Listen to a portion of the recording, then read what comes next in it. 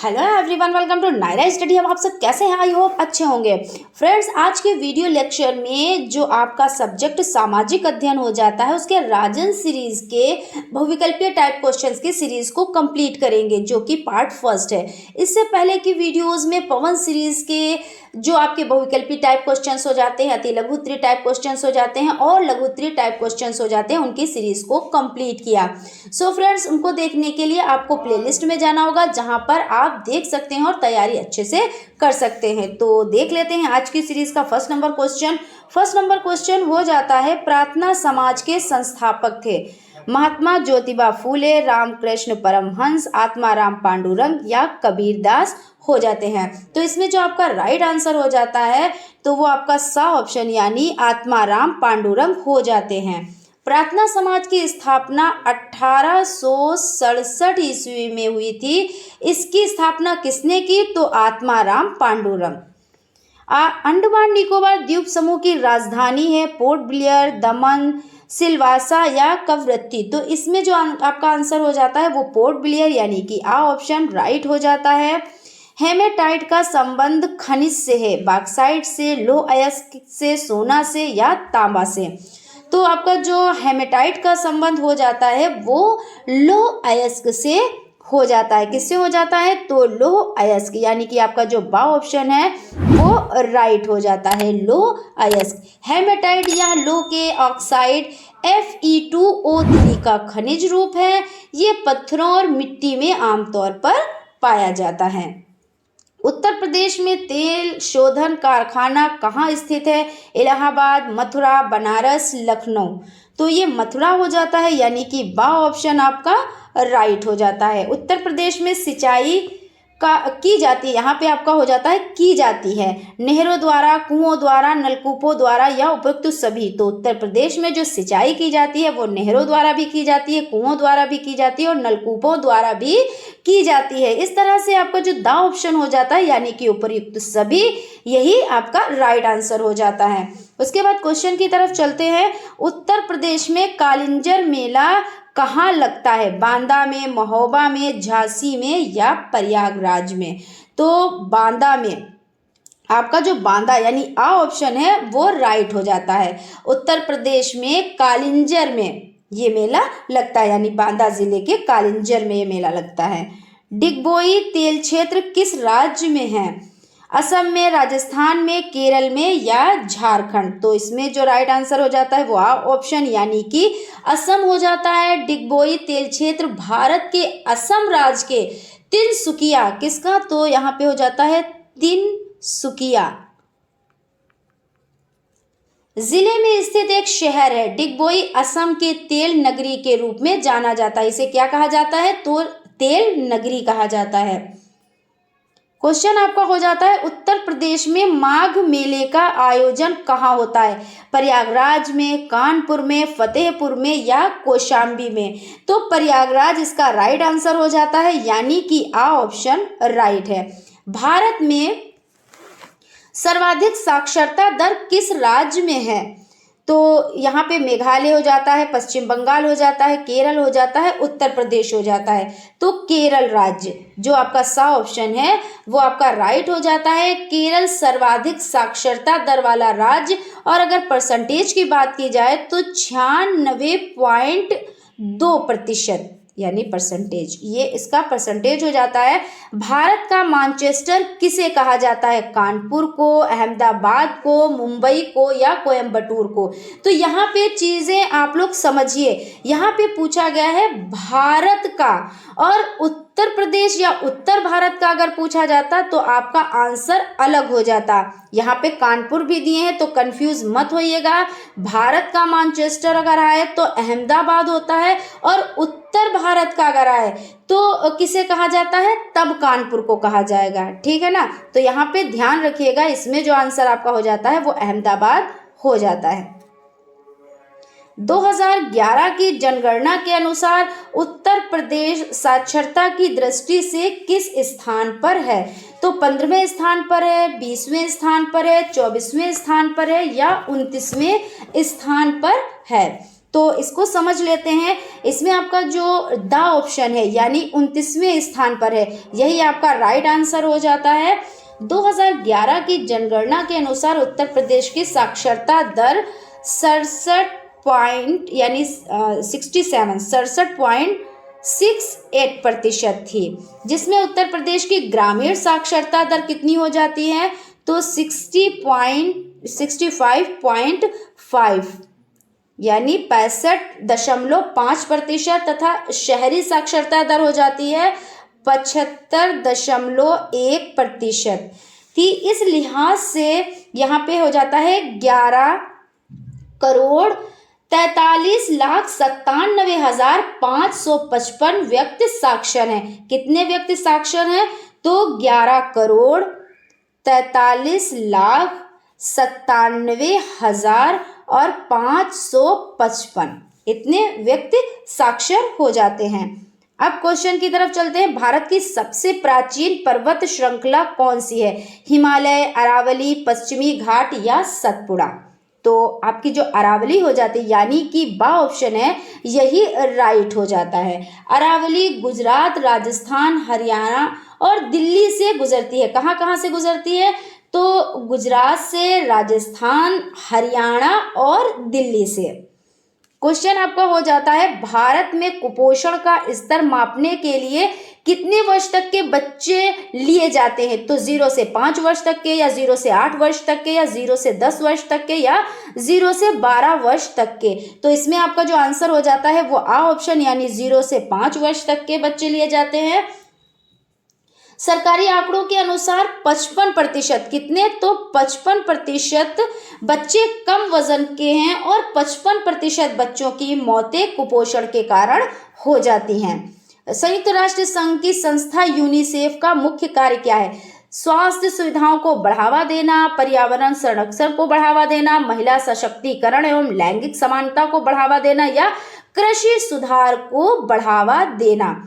तो आपका आंसर जो राइट है वो आपका सा ऑप्शन यानी महिला सशक्तिकरण एवं लैंगिक समानता को बढ़ावा देना। सत्यार्थ प्रकाश रचना है स्वामी दयानंद सरस्वती जी की, या रामकृष्ण परमहंस जी की, या स्वामी विवेकानंद जी की, या राजा राम मोहन राय जी की? तो इसमें आपका जो आंसर हो जाता है यानी सत्यार्थ प्रकाश जो रचना है वो स्वामी दयानंद सरस्वती यानी कि आ ऑप्शन आपका राइट हो जाता है। और ये पुस्तक जो है वो आर्य समाज का प्रमुख ग्रंथ है। किसका है तो आर्य समाज का, जिसकी रचना किसने की तो महर्षि दयानंद सरस्वती ने 1875, आप लोग सन अच्छे से याद रखिएगा, 1875 ईस्वी में की, ठीक है ना। उसके बाद क्वेश्चन की तरफ चलते हैं। जलियांवाला बाग हत्याकांड किसने करवाया? साइमन ने, जनरल डायर ने, लॉर्ड डफरिन ने या लॉर्ड कर्जन ने? तो इसमें आपका आंसर जो हो जाता है वो जनरल डायर हो जाता है। अगर सन की बात की जाए तो 13 अप्रैल ये डेट आपकी हो जाती है, डेट 13 अप्रैल 1919। यहाँ पे देखिए 13 अप्रैल 1919 को जनरल डायर के नेतृत्व में अंग्रेजी फौज ने गोलियां चलाई। और इन लोगों ने गोलियां किस पे चलाई? जो निहत्थे लोग थे, औरतें थी, बूढ़े थे, सब पे गोलियां चलाई। वो क्या था, एक सभा चल रही थी जिसमें वो लोग थे और इन लोगों ने क्या किया, निहत्थे लोगों पर गोलियां चलाई, जिसमें बहुत से लोगों की मृत्यु हो जाती है और बहुत से लोग घायल हो जाते हैं। ये एक बहुत बड़ी दुखद घटना घटी थी। उसके बाद क्वेश्चन है, स्वराज हमारा जन्मसिद्ध अधिकार है, किसका कथन है? लाला लाजपत राय का, राम प्रसाद बिस्मिल का, बाल गंगाधर तिलक का या इकबाल का? तो बाल गंगाधर तिलक हो जाते हैं यानी कि सा ऑप्शन आपका राइट हो जाता है। उत्तर प्रदेश में उच्च न्यायालय स्थित है, प्रयागराज, आगरा, वाराणसी या मेरठ? तो प्रयागराज यानी आ ऑप्शन राइट हो जाता है। उत्तर प्रदेश का मैनचेस्टर किसे कहा जाता है? देखिए अभी क्वेश्चन था भारत का मैनचेस्टर किसे कहा जाता है। अभी पढ़ा है कि भारत का मैनचेस्टर तो अहमदाबाद को कहा जाता है और उत्तर प्रदेश का मैनचेस्टर तो कानपुर को कहा जाता है। किसे कहा जाता है? तो कानपुर को, यानी कि आपका जो सा ऑप्शन है वो राइट हो जाता है। प्रथम स्वाधीनता संग्राम के दौरान मुगल बादशाह बहादुर शाह जफर को हुमायूं के मकबरे में किस ब्रिटिश सेना नायक ने गिरफ्तार किया था? तो जॉन निकोलसन ने, या हडसन ने, या कैमलिन ने, या हैवलॉक ने? तो इसमें आपका हो जाता है जो राइट आंसर है वो हडसन, यानी कि बा ऑप्शन राइट हो जाता है। मेजर हडसन ने उन्हें, यानी बहादुर शाह जफर को, उनके बेटे मिर्जा मुगल और खिज्र सुल्तान व पोते अबू बकर के साथ पकड़ लिया था। झांसी की रानी लक्ष्मीबाई की समाधि कहाँ है? झांसी में, ग्वालियर में, कानपुर में, या वाराणसी में? तो इसका जो आंसर हो जाता है, यानी रानी लक्ष्मीबाई की समाधि मध्य प्रदेश के ग्वालियर शहर के पड़ाव क्षेत्र में है। तो यहाँ पे आपका आंसर जो हो जाता है वो ग्वालियर, यानी कि बा ऑप्शन राइट हो जाता है। 1899 ईस्वी में पुणे में विडो होम की स्थापना किसने की थी? डॉक्टर आत्माराम पांडुरंग, या महादेव गोविंद नराडे, केशव चंद्र, या डी.के. कर्वे?